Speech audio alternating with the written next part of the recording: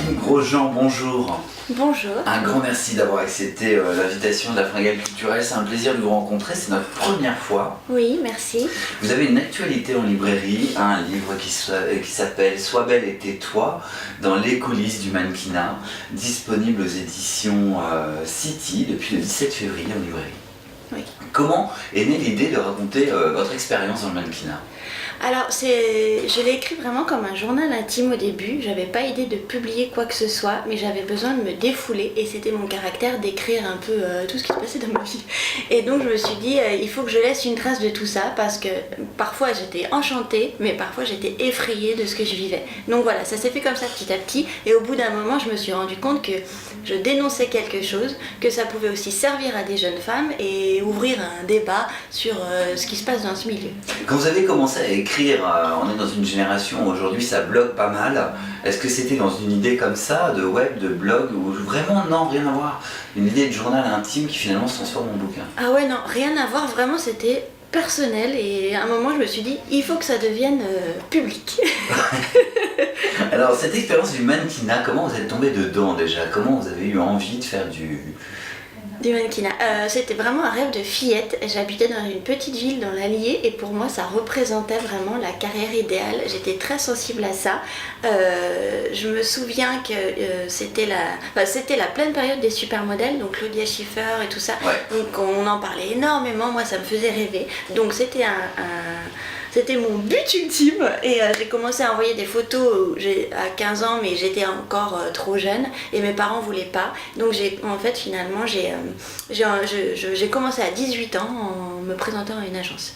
Alors du coup vous commencez à découvrir ce milieu. Quel sentiment vous avez eu quand vous l'avez découvert? J'ai été très étonnée parce que c'est vrai que ce qu'on connaît du mannequinat, c'est les podiums, les top modèles, le glamour, les couves de Vogue. Et on ne connaît pas tout ce côté-là. Moi j'appelle ça les travailleuses de la beauté, c'est-à-dire toutes les mannequins qui vivent du milieu sans être connues. Donc celles qui font des choses moins glamour, qui des fois ont du mal à joindre les deux bouts et qui ne sont pas forcément dans les paillettes. Donc j'ai eu beaucoup de désillusions au départ. Alors justement, est-ce que c'est pas difficile quand on est jeune, que son identité est en train de se construire, que ça n'est pas fini puisque c'est à 18 ans, de se confronter comme ça dans des salles de casting où on est tout le temps en train de remettre en cause est-ce qu'on est belle, est-ce qu'on n'est pas belle, est-ce qu'on est bien, est-ce qu'on est bien... Enfin, je trouve que c'est très très violent tout ça. Bah oui, vous avez complètement raison. En fait, je trouve qu'on commence souvent à l'adolescence, ce métier, ou jeune adulte. Et en fait, c'est un moment où on se cherche, comme vous le dites, où on n'a pas encore une image de nous très forgée et où on est très influençable. Et du coup, je trouve que c'est vraiment... Ça ne va pas du tout avec le mannequinat qui fait sans cesse que vous jugez sur votre apparence et du coup vous séparez de votre être finalement. Et moi c'est ça, j'étais peut-être plus sensible qu'une autre, hein, c'est ça qui m'a beaucoup marqué, c'est d'être jugé déjà sur quelque chose dont on ne peut rien faire. Parce on a un physique, on n'en a qu'un, et d'être jugé sur qu'une partie de moi-même. Alors il y a les débuts, il y a les sentiments que vous venez de m'évoquer, mais ça n'a pas duré qu'une petite année, ça a duré 7 ans votre affaire.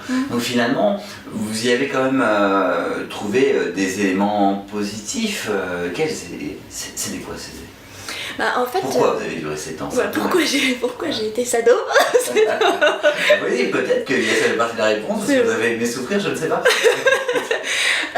En fait, je trouve, moi j'ai toujours eu envie d'y croire, j'ai pas voulu être face à cet échec et souvent dans les castings ça peut être un jour on est la prochaine Kate Moss, on nous encense, le lendemain on rate, mais du coup on a toujours quelque chose à quoi se raccrocher. Moi j'avais toujours cet espoir de y arriver et il y a aussi de très bons shootings, hein. Je vais pas raconter que les mauvais côtés, là je les souligne parce que c'est le plus drôle, mais il y a des bons côtés, il y a aussi l'argent facile parce que quand on est étudiante et qu'on gagne pour un shooting ce qu'on pourrait gagner pendant tout un mois de petits jobs d'été, et ben voilà, on va pas faire la fine bouche. Et puis c'est quand même un métier qui est fantasmé, on est contente, on est embellie, on appartient à une élite quand même que on est reconnaissant de ça et on a envie de continuer. Ouais, on est quand même privilégié. Tout à fait.